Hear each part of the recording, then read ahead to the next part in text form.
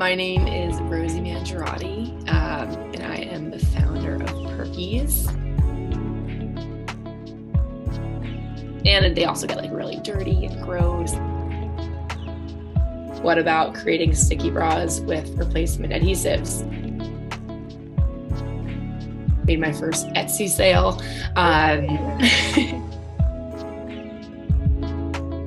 Stay with it, don't give up, and it's so true, and there will be a reward, hopefully.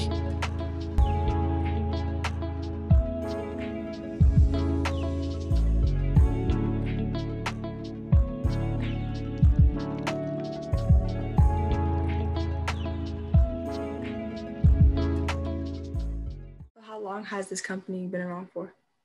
So it started almost like, I guess the idea came to me when I was actually in high school. I was like a sophomore in high school.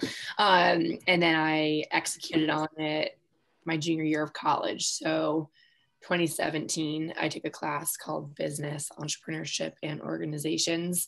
Or that was my concentration. And the class I took was called The Entrepreneurial Process, where we had to come up with an idea that solves the customer pain point and then create a business plan based off of that. So based off of my own bad experiences with sticky bras and hearing friends complain, I thought, okay, there needs to be a solution to this. What about creating sticky bras with replacement adhesives?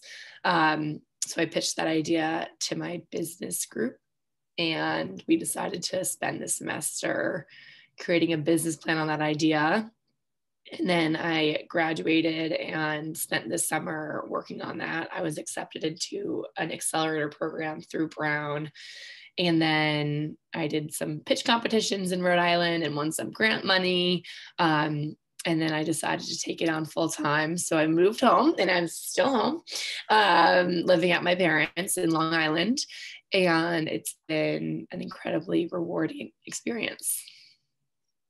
Yeah, that's really cool because, like, for me, I've used stickies before, but it's like, oh, they're not reusable, but because you have the adhesives, like, Exactly. Yeah, because basically you wear these sticky bras and the inner shells are painted with adhesive, but you wear them a few times and the adhesion wears off, and then you're like, oh my God, the entire bra is now rendered useless. And they also get like really dirty and gross. And anyway, so by offering replaceable adhesives, you could, remove them, replace them, have a clean one, have a strong adhesive. And then after you peel out the two adhesives, you then can actually hand wash your bra, which you can't currently do with sticky bras because of that like permanent adhesive layer. So what does your like day-to-day schedule look like? It's so funny. A lot of people ask that question. It's like a little bit of everything. And like some days are really different than others. Some days I'm like fulfilling. Oh, so in the meantime, the Perkies bras aren't ready yet. They should be in the next couple of months. So in the meantime, I've launched Perkies petals, which are like nipple covers. So since launching those, a lot of my day is like fulfilling orders and getting those up on Amazon and Etsy. I just made my first Etsy sale. And I just put them up on Amazon a couple of days ago, which is exciting. So, I mean, for example, Amazon, you need to take photos that are really crystal clear and an entirely white background. So like, that's not the easiest thing to do. So like spending time doing that, obviously like creating graphics for Instagram, sending out emails. I'm doing like a big Valentine's Day push 20% off Perkies petals. So I'm like working on those back end emails. I have a blog. So I work with an intern who does the blog posts. I'm doing a Perkies Valentine's Day giveaway with 4 other brands. So like the last couple months has been like trying to communicate with those brands and get them on board, having them send me their products. And now I'm setting up like a back end form for people to fill out if they follow all the brands. Make sure you guys follow me on Instagram. It's my Perkies. And obviously communicating with the manufacturers and making prototypes. I have like rolls of adhesive here, and yeah, it's a little bit of everything every day. But it's great because I'm never doing something that's like so boring for a full day. Like if I am, I shouldn't be. So you said that you work with an intern. Do you work with anyone else? Yes, so I have a couple of people who've been helping me. One intern is, I think she's a junior, maybe a senior at Boston University. And she helps with like all the blogs and helps me draft emails, which is super helpful. I also have this other girl who's helping me. She also played lacrosse at Brown. She's a senior. She's a junior at Brown playing lacrosse, and she's taking this semester off.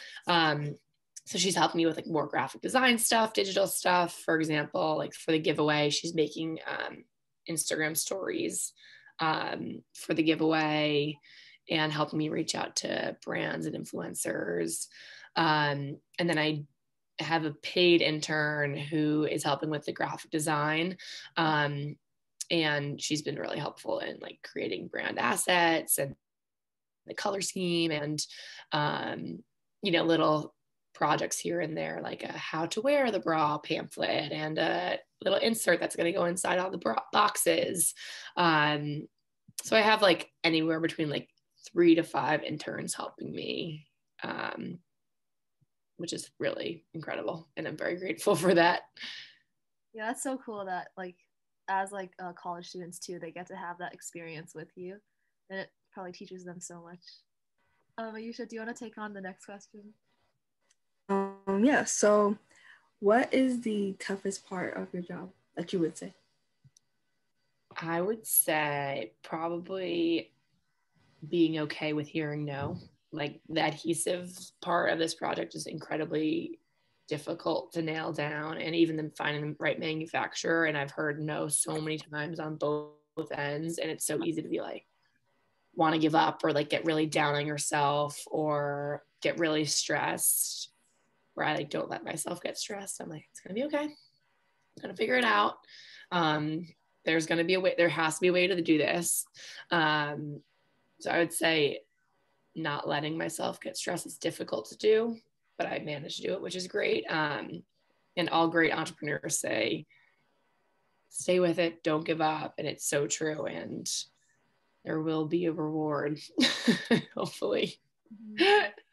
Like when you're working in like your best mindset, then it'll also get like the best outcome as well. So keeping that positive outlook is really important. Like, what do you love most about your job, even though they're like tough? I think solving a customer pain point is really cool.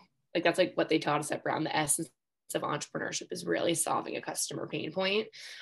So being able to like hear my friends complain about sticky bras all the time is really nice to be like, okay, I'm solving like a real customer pain point. It's not like I'm creating glasses that are a different shape that doesn't solve a customer pain point. It's like, no, I'm actually like, this is a real problem.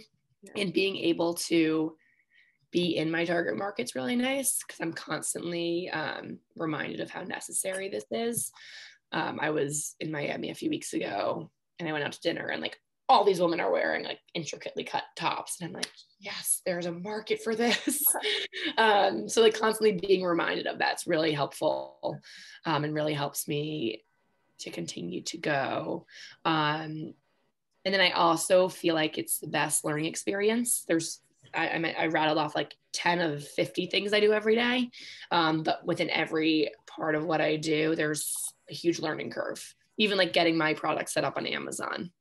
I spent like all week just learning the ins and outs of Amazon and how they take cuts and the shipping processes and all like Amazon Prime. To be Prime eligible, you need to basically ship your product to 3 different fulfillment centers in the US so that if someone in Nevada orders it, that would be shipped from like the California location, not the Philadelphia or Pennsylvania location. So it's cool to like learn that, like who knew? And yeah, it's just been a great learning experience. And people say it's kind of like getting your MBA if you're starting a company like right out of college. So that's kind of how I'm treating it. And if I fail at a young age, it's better than failing when I'm like married and the family to support and a house to pay for. So it's cool. Yeah. So like, how did you know that you wanted to be an entrepreneur? How did you know? My dad actually is an entrepreneur, so it was never like a foreign position or like foreign career. Since as long as I can remember, was starting companies.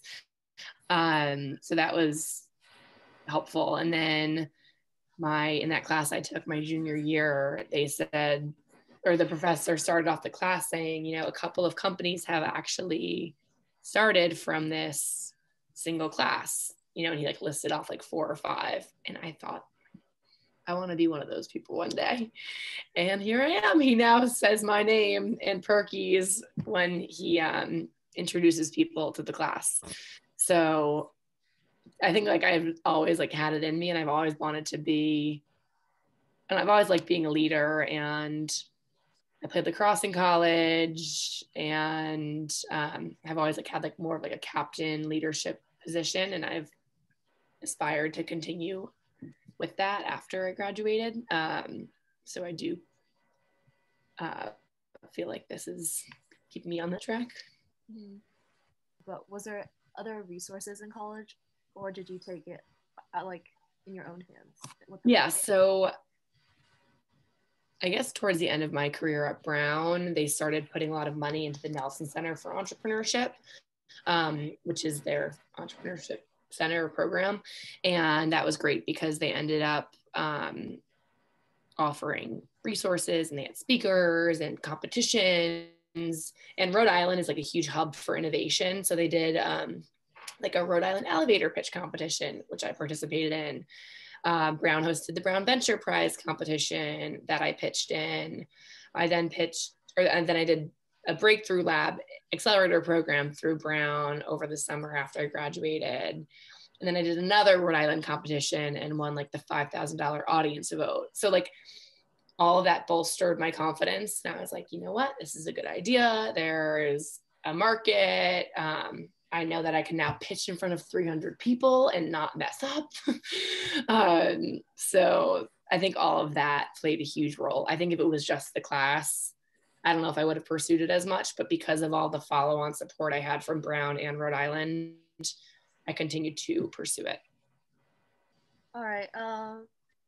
So aside from Perkies, do you feel that you have like this work-life balance, or is it more work? Yeah, I honestly make sure I do a good job at that. I think living at home helps because I'm like super focused during the week, like Monday morning through Friday evening. I'm like at home, no distractions, working hard, spending time with my parents and grandparents, and like living like a very healthy lifestyle, working out every morning. And that's like really been nice. And then thankfully we're an hour away from New York City. So like on the weekend, I'll see my friends, and I get that social piece too, which is really nice without having that social piece distract me from my day to day. So I think I honestly do strike a very solid work-life balance, and I try to work normal hours that most people work, so that if my friends are doing something on a Saturday, I'm not like, oh, I didn't really work on Wednesday, so I need to work on Saturday. Instead, I'm like working the same hours that they're working during the week so that I can say yes to something on the weekend. Is it anything that you would do differently since starting? Sometimes I think, I don't know, I don't want to say I have regrets because I actually don't. I feel like I'm in a good position right now. And I feel like if I chose to do something else over the last couple of years, I might not be here right now. So I don't have any regrets. However, I sometimes question, I'm like, oh, I wonder if I like took one job out of like right after I graduated college, if I did like, it was like a full-time, not a full, like a basically full-time like nanny for a year, you know, and had that financial support, I think that would have been helpful. Or Special Olympics. That was another nonprofit I was seriously considering working for after I graduated. If I like worked for Special Olympics like the year after I graduated, just for a year to like get some real world experience and to kind of fulfill my need to give back, and again to like make some type of salary would have been nice. But at the same time, maybe if I did do that, then I would have just continued doing that and never circled back to Perkies, or maybe I wouldn't have met the right people who have gotten me to where I am right now. And I do think in terms of like raising money and finding advisors, it's helpful to have someone fully committed to their job as a full-time, or to their startup as a full-time job. So I don't really have regrets, but that's one thing that I sometimes think about. Do you think you also faced any challenges, especially as a female in the field or anything? Yeah, I think it's a product that a lot of men can't relate to, and unfortunately the men are typically the ones who invest, so they're not the ones like with experiencing the customer pain point. I'd say raising money has definitely been difficult for me. I've only raised like a small amount for one person who's a woman. But I don't know, I have like the best support system, my sisters, my friends, my parents, my cousins, like it's my school. It really is an incredible support system that I have. And I think that group of people gets me through any struggle that I've ever had. Yeah, because as a woman, like your product and your goal really does resonate, especially, and I just like wish, like, especially because of the society I guess we live in, it's been more from the beginning male dominated, I guess, in a way. So like what you're doing is like a lot of helpful change too, especially to see female entrepreneurs doing really well as like high school students too. So it's really inspiring. Thank you. You're so sweet. Appreciate it. But how did you come up with the name Perkies? Like, okay, well, it used to be called a Rely Bra, which sounds is like, oh, punny, like it's a reliable bra, but like it's not like fun or sexy. It's like a reliable bra, like punny. And then I actually went to, speaking of like opening up different doors, I literally opened the door of a cute little boutique shop in our town, like next to the coffee shop I always do my work from.